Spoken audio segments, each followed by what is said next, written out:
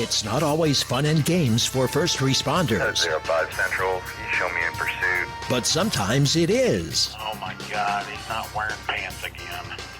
Sometimes it's dangerous. Flipping around, look out, look out, look out. Sometimes it's not. Antler Boulevard for a snake in a house. And sometimes it's just plain stupid. Chihuahua in his lap on a lawnmower. This is the stupid side of first response. Dispatch, do I really have to go to that? This is Code 0.5. Come in 0.5. All right, everybody, it's Jason along with your co-host Rich, and this is Code 0.5 in Victory Brand Studios.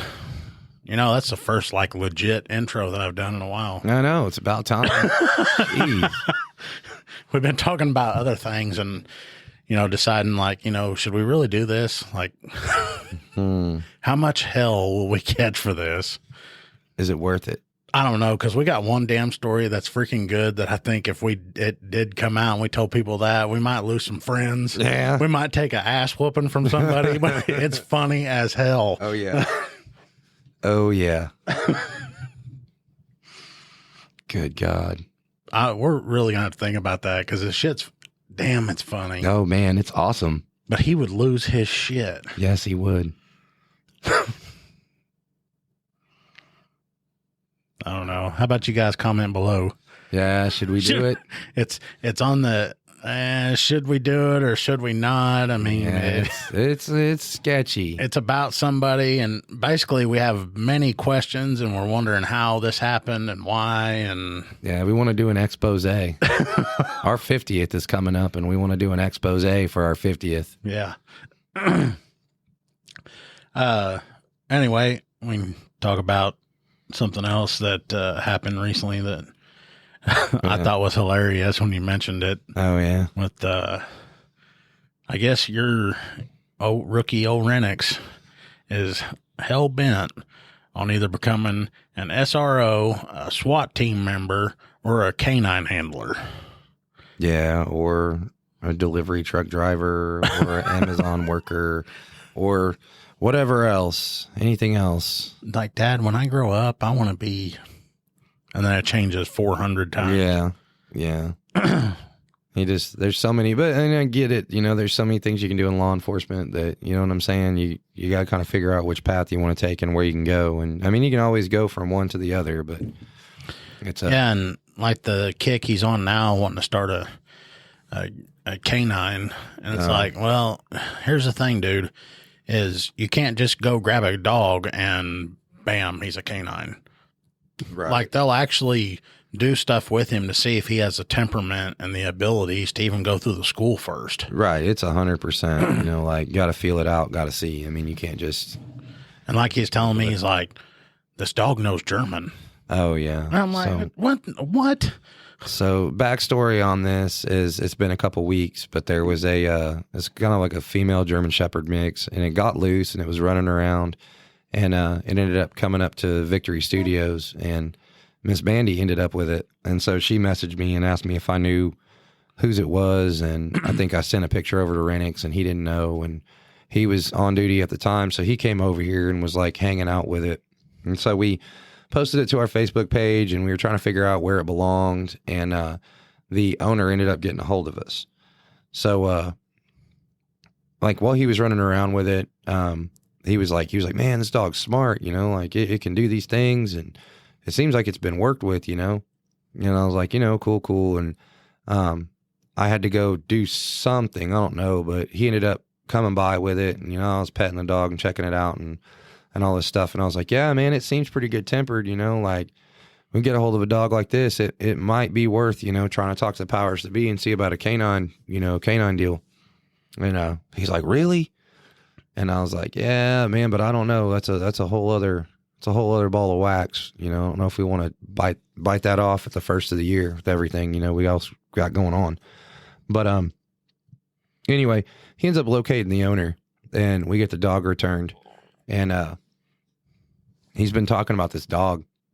Well, it was last week. It ends up getting loose again, and it comes right back to Victory Studios, and Miss Mandy's got it. And so Rennick shows up, and he's over here, and I guess he's going to load it up or take it back or something. And the owner, no, he contacted the owner and told her where it was. So the owner ended up meeting him up here, and he's like, man, yeah, that dog's smart. You know, I like that dog. And the guy's like, you know, do you want him? And Skinner at this point is like, are you serious? Seriously? Yeah. Like, you're playing with me, right? And he's like, no. No, man. I just don't have time for her. And, you know, if you guys think you could use her, then we'll be happy to kick him over. And so Renniks goes, well, all right, then, well, you know, maybe talk to your wife and make sure she's cool. And, you know, and if she is, yeah, heck yeah. So the guy goes and talks to his wife, and he ends up coming back up like 5 minutes later. And he goes, here you go. And he gives him the dog and like a leash and like 2 harnesses and all this stuff. And so like Renniks is now pumped. Like, he's like, heck yeah. And I've been sick this last week. So it's been kind of one of those just trying to make it through the day because I've drank so much Dayquil. It's ridiculous. You had Dayquil in a koozie that one day. Hey, now. I would have been drinking out of a code 0.5 koozie if I'd have had one. But yeah. Yeah, I've had Dayquil and Mucinex cocktail going on for the last week. But on these days, I think I was like highly feverish because I went home and I just crashed. And when I woke up, I had like 80-some text messages. Like, you're blowing me up, saying I'm a bastard because I'm ignoring you. And then, so I go through and I start going through all these messages, and I like cleared some out or whatever. And Holly's like, well, we need to go to the store.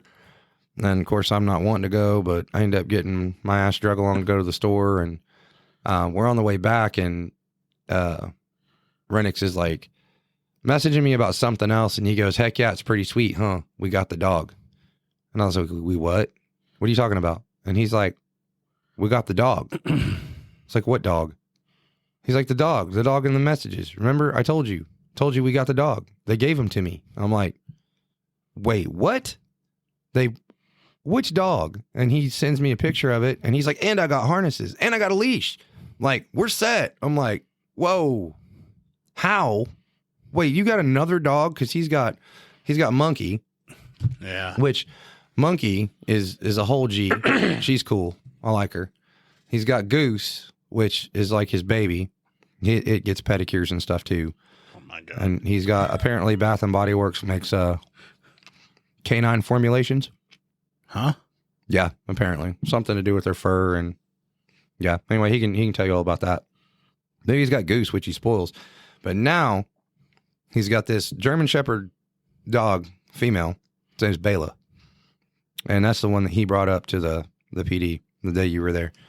Which, I mean, seems to be pretty cool. You know, and I was just looking at it.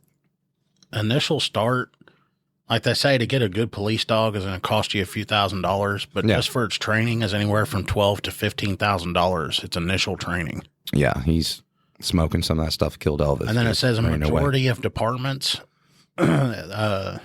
their canine programs aren't even funded by the police department's budget. I know. They get donations and stuff from people to have it running. Oh, yeah. It's like I said, it's a whole other ball of wax in and of itself because you not only do you have to have, it's shots and it's insurance and, you know what I'm saying, you got to make sure. Taking it to the vet all the time.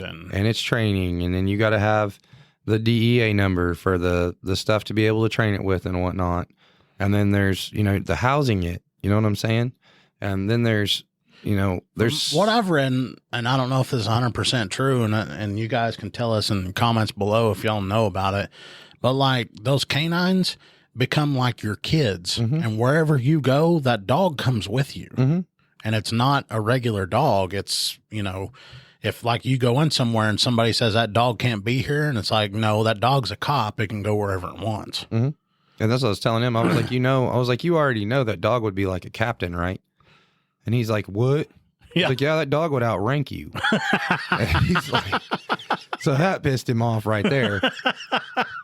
But then, you got to get a unit, and then you got to outfit the unit, and you got to have the door popper, and you got to have all this stuff, it's got to have its own vest. It's got to have its own med kit. It's got to have so much things that it's not something you do overnight at all. And then you got to have the blessing of your council and whatnot, your powers that be, the people that control and do all that. To me, you'd still want to get the dog at a much younger age than what that one is. Right. And like I say, I mean, it is smart, but the biggest thing that I can see is that the amount of time that it's going to take to do that is that by the time we were to get everything lined out, that dog would be 900 pounds and have diabetes. Because okay, even if y'all got the dog, it should go to you or the next guy. I literally can't. Not somebody fresh out of, I mean, that's got brand new boots on. No. Yeah. Well, he didn't like those boots. They don't fit right. So he's wants to get new boots. But the dog is like 900 pounds. And it would be have full blown diabetes because the day that you were there, and correct me if I'm wrong, did he not feed that dog Nutter Butter cookies? Yes. Beef jerky.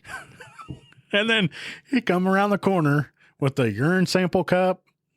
And a tub of Cool Whip. Yes. And I'm like, where the hell did the Cool Whip come from? And he's like, mind your business. I'm like, what the f- are you doing with Cool Whip? Yeah. He's like, don't ask questions. I was like, Renniks. Did you get that out of your car? I keep it in the freezer. What the f- are you eating with Cool Whip, man? Where'd the Cool Whip come from? Mind your business. Yeah. For real.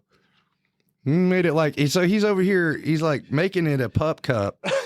And then he's over here eating off a spoon out of this Cool Whip container, and they're both just sitting there eating Cool Whip. Could you see them two going through Taco Bell? Yes. I bet you he's done that.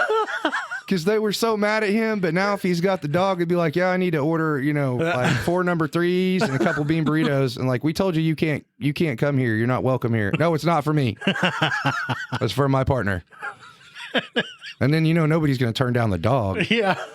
He's going to be strolling in one day with that dog, and its belly's going to be this far from touching the ground. That's what I'm saying, man. He's going to hit every drive-through in the Tri-County area with it. Talking about, oh, check this out. This is my partner. Oh, man. And the dog is smart. Oh, yeah. Because, like, he would, I mean, you can tell it's got some potential because he'd tell it to sit, and then if it would eventually, it would stop and put its butt down. And if you'd tell it to shake, it seemed like every time he'd say that, it would put its paw up. But I guess he said Major was telling him it knows German commands. They found that out, I guess, on accident. Or Major actually used to be a canine handler for another agency, and he was just messing around, and he said the dog was responding. So I don't really know how much training it's got.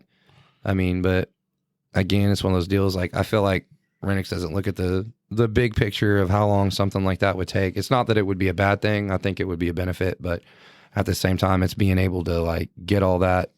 The funding is the biggest part. well, and the training that it could have Yeah. would be like it went to PetSmart Oh, because they have like obedience training over there. do they? They usually, when you walk in, they'll have like a board up, have dates on it, and it'll tell you of like certain obedience training, and it'll tell you the age of the dog and stuff. 'Cause I know. But like when we sent ours off, like here recently, I think it might go, or initially it might go for training without the handler. And then like the last 2 weeks of the training, that's when the handler's there. Because like those guys there do a lot of the training with it, and then maybe the handler steps in, and then they're training the handler how to interact with the dog. See, and I don't know. I've these never would done all it be before. questions for Jared, and that's one of the big things. I was like, man, we need to like, for one, I mean, before you even dive off any of that, it's like you need to get somebody that's an experienced handler around this dog and let them and see what they think. You know what I mean, and see if it's where it's even at, And then say, how much money do I need to start this? Exactly. 20 grand. Oh no, that dude's gonna be. It would definitely be having to be wearing like a Wonder Bread bulletproof vest, and I mean any available advertising we could get on that dog. Like to find something and like put it on there because there's no way. No, it would be Nutter unfortunately. Butter. Yeah, Nutter Butter. Cool Whip. Yeah. Oh man, I couldn't believe that he come around the corner, and I thought I was in a. Like, I thought the lean had got me. I was for real. And I was like, is that really Cool Whip? And he popped the top and he's sitting there like licking his fingers. I'm like, where the did you get Cool Whip? Mind your business. Well, I was standing there watching him, and he's giving him these Nutter Butters. And I'm like, what the heck? Because I don't give my dog crap like that. I hate giving them crap from the table. Yeah. And then they gave him the Nutter Butters, and then eventually the dog was taking the Nutter Butters, and then he just set them down on the ground. It's like he didn't want them. And he kept giving them to him, though. Yeah. Dog's like setting them in a pile. It's like, no, I'm good. And then he got beef jerky somehow. I don't know where that came from. That dog devoured that beef jerky. Yeah. He has all kinds of stuff over there. And then he had the Cool Whip. Surprised he didn't have that dog eating on ramen noodles. He's probably over there, and it's been hanging out with him. You gonna say on the couch? Yeah. And I know for the last couple of days that dog has probably been eating like red beans and rice. And like what is the other thing he makes all the time? He's always making red beans and rice and like box gumbo or something. That's all he eats. And he wonders why his stomach's tore up 90% of the time. He's throwing Louisiana hot sauce on everything. Go ahead where you're going with the couch. I can just see the two of them kick back on the couch in their underwear. One eating a block of cheese and the other eating like with a tub of Cool Whip. Just on their stomachs. Hey, dogs like cheese too. Do they really? Yeah. Have you ever heard the trick where to give them their medicine, you put it in a piece of cheese and that's how you get them to take it? Oh, no. Yeah. So I've heard they can eat it. So really? So I could see the two of them splitting a block of Velveeta cheese. Oh yeah. It's definitely probably a happening thing. I just can't believe the Cool Whip thing. Now I'm going to have to get a Cool Whip logo t-shirt. I'm like, where the hell did that come from? I don't know. He says it's been in there. I'm like, no, not that I'm aware of. He's your buddy. Oh, man, he's a mess. Okay. What about your, you had another one on your delinquent. Oh, yeah. Yeah, I forgot about this one when we were talking about him, but I put him out cleaning the cars. I think I had mentioned all that. And I gave him some glass cleaner and was telling him to do the insides, And he comes back in a little later and he's like, you got any more? I was like, dang, because like we have Tahoes.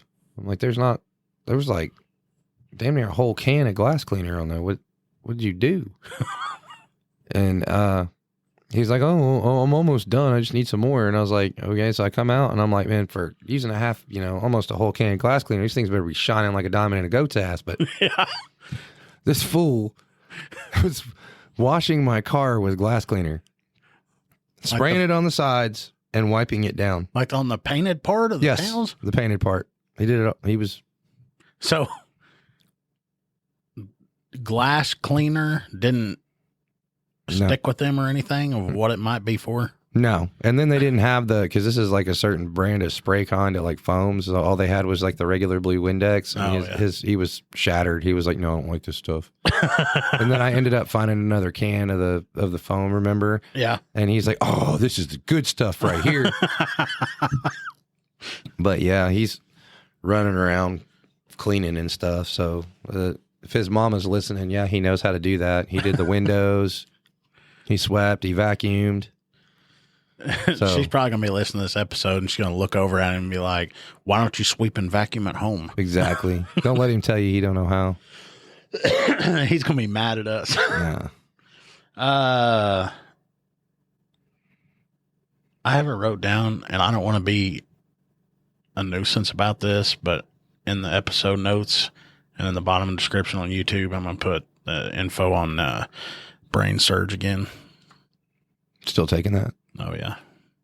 That's where it's at. Get that bottle to you. But anyway, down in the description, I'm going to have the brain surge stuff because I don't forget stuff like I used to. Because like today, I went to Walmart to go pick up 3 things. Mm-hmm. I went in there and I came out with those 3 things. Really? I remembered exactly what I went in there for. Really? Because usually I walk in there to get 3 items. I'll grab one and forget what the hell the other 2 were. And then I'll get halfway back home and then have to turn around and come back. Really? Yeah. We'll have more coming up on Code 0.5. If you're looking for a political podcast that goes beyond the headlines, check out the Beltway Briefing. I'm Howard Schweitzer, CEO of Cozen O'Connor Public Strategies. Every week on the Beltway Briefing, our team of former Republican and Democratic presidential appointees Capitol Hill veterans and political advocates, shares behind-the-scenes perspective that cuts through the noise. If you want the inside scoop, subscribe now to the Beltway Briefing here or wherever you get your podcasts. Yeah, not me. I go to Walmart for 3 things and end up spending $200. Well, I say Holly. Yeah. Well, that's why you don't take her with you. Oh, no. There ain't no way I'm going to Walmart without her. Because, like, if I'm going to the store, Tasha will look at me and she'll be like, what are you doing? Oh, I'm going down to the store. And she'll jump up and go put her shoes on and all that. And I'm like, in the car. Because I'll be going down there to get, like, a bottle of water. And I'll come back with, like, a bottle of water and 35 other things. Mm-hmm. It's like this $3 trip ended up costing me, $200 or $300. Yep. All right. My traffic crap. Ladies and gentlemen, welcome to Jason's Traffic Corner. We need to have something where we push it on there and it talks about it or whatever. Like little horns beeping. And beep, introduces beep, them to it or like something. you're stuck in traffic. Well, I was looking up freaking dog stuff. I can't believe that stuff's that expensive. 11,405. Okay. Today, we are going to talk about what you are supposed to do when you are approaching an emergency vehicle. What you're supposed to do? Yeah. Or if it's coming at you or whatever? Yes. You're supposed to pull over. Nobody knows that. Yeah, you're supposed to pull over. Okay, I'm going to read the statute off to you. And once again, we'll tell everybody, we're not attorneys. This is not legal advice. I'm going to read the statute straight to you, and that is all I'm doing. Okay? Upon the immediate approach of an authorized emergency vehicle making use of audible and visual signals, meeting the requirements of blah, blah, blah act of a police vehicle properly and lawfully making use of his audible and red spot, whatever. The driver of every vehicle shall yield the right-of-way and shall immediately drive to a position parallel to and as close as possible to the right-hand edge or curb of the roadway, clear of any intersection, and shall stop, which means don't move, and remain in such position until the authorized emergency vehicle has passed, except when otherwise directed by a police officer. So when I'm going down the interstate in the left-hand lane, running code, trying to save whoever from, they've had a cardiac event or they need something because they've OD'd or there's a fight or whatever, and it's crucial that I get there in time, and I'm driving down the left lane with my lights and sirens on, and you people on the interstate get in the right lane and continue driving along with me, when I go to exit to get on the next road to go wherever I'm going, I can't do it because you're still driving in the right lane. Mm-hmm. They need to, you got to move over and stop, because if you don't stop, I can't get where I'm going. Yep. There's, I don't know how many times where I've almost had to come to a complete stop in the left lane to wait for traffic that's still moving. Mm-hmm. Like they'll be coming up behind me. They can see me up in front of them, mm-hmm. and they'll just keep going. You've got to stop. Mm-hmm. And, you never know how crucial. I could be en route to like a shooting somewhere, mm-hmm. and these 10 seconds I'm having to wait is whether or not I get a round off to stop somebody from. Or get a tourniquet on. Yeah. Or, pack a wound. And that's the same thing with intersections. That's a big deal. And I see that just when I'm out and about. You'll hear sirens. And people can tell when they're close enough. Like if they're friggin' a couple blocks away, you can tell by the sound how close. But when you hear sirens and it's close, stop. Like stop and look around to see where it's at. Yeah. Because we got to come through intersections pretty quick. You know what I'm saying? Like I get it's important that people get where they need to be. But in those times when somebody is code 3, they are trying to get somewhere for a reason. Yeah. I mean, it ain't just because we want to. And it's not optional. Like and it says in here that you shall yield to the right of way, and you shall immediately drive to the side that's parallel with the curb or the side of the road, mm-hmm. and stop. You don't have a choice. You can't keep going. And even in that, the running code to wherever it is, that's just as dangerous as whatever we're fixing to get into when we get there. That's actually more dangerous because we have more things to get around or more things to negotiate. You know what I mean? Because we got more people around us. Well, say we got a call one time of a, they said it was a berg in progress. So we're hauling, we're trying to get there. Well, we get told to cancel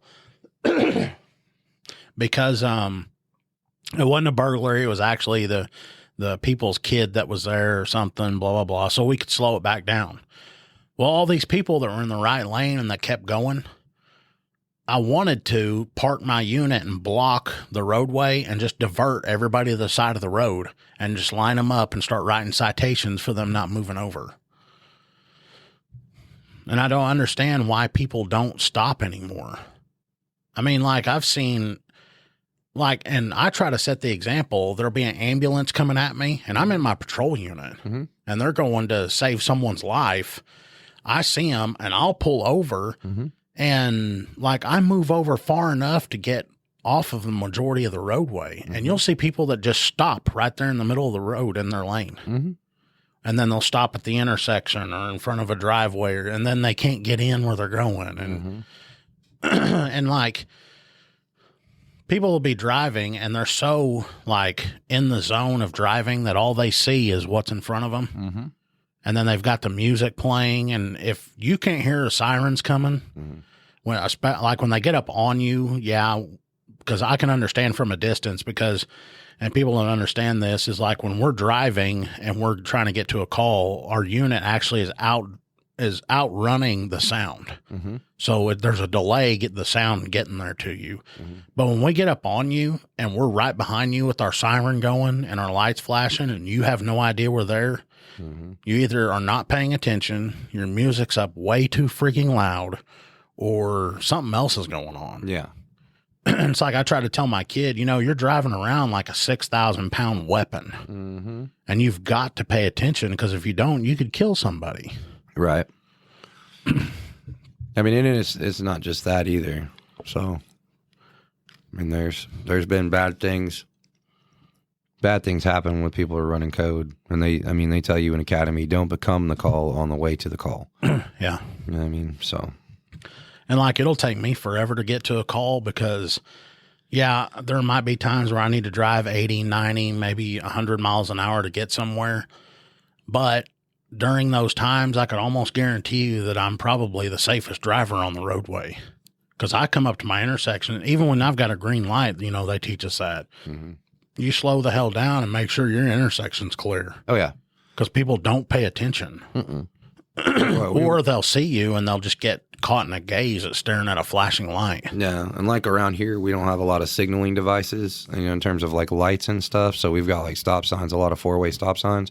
So I'll be, I'll have the siren going, but then as I'm coming to the intersection, what I'm saying, I'm hitting the air horn or breaking up the sound so that people can tell I'm coming through. You know what I mean? And I'll like slow down. So one, because I don't want to yeet my car, but another is just in case somebody's way back here and doesn't know I'm coming. But yeah. I mean, there's times I've even come to a complete stop. Yeah. And because a car's not stopping and I'm like, and then they finally figure out that I'm there. Oh yeah. Or they're like, you'll be going, or like they'll be turning and you're coming that way and it's like deer in the headlights. They stop right in front of you, like right there. Yeah. And it's like, okay, go, like get out of the way, move. And they're like, what do I do? Where do I go? But anyway, soapbox dismount. Stupid criminal time. Uh-oh. Ladies and gentlemen, welcome to Stupid Criminal Corner with Jason. This is this one happened in Oklahoma City. The article's titled "Keep Your Mouth Shut." Uh-oh. This is going out to Renniks. No. A man was on trial in Oklahoma City for armed robbery of a convenience store when he decided to fire his lawyer and represent himself. Oh hell, this ain't gonna end well. He was actually doing a fine job until the store manager was on the stand testifying he was the robber. The man stood up and yelled that she was lying and said, "I should have blown your head off." Then he paused and added, "if I was the one that was there." The jury then found him guilty after 20 minutes of deliberation and recommended a 30-year sentence. Should have kept the attorney. It says he was doing a good job representing himself. And then he shot that off. And 20 minutes, you're done. That's not surprising, though. Not at all. All right. We're at the end. We're at the end already? Yeah, I got on my soapbox about the emergency vehicle. Jeez, a freaking soapbox. All right, push that dude back under the table. All right. Anyway, thanks for coming and listening. Don't forget, we've got the giveaway that we're still doing. You got to go back a couple episodes and figure out which one that is. What was it about? Oh, that was one when we first started talking about your delinquent. Yes. Yeah. And cleaning the car and getting locked in the backseat. My little buddy. Anyway, thanks for listening. Thanks for watching. We'll catch you on the next one. Bye.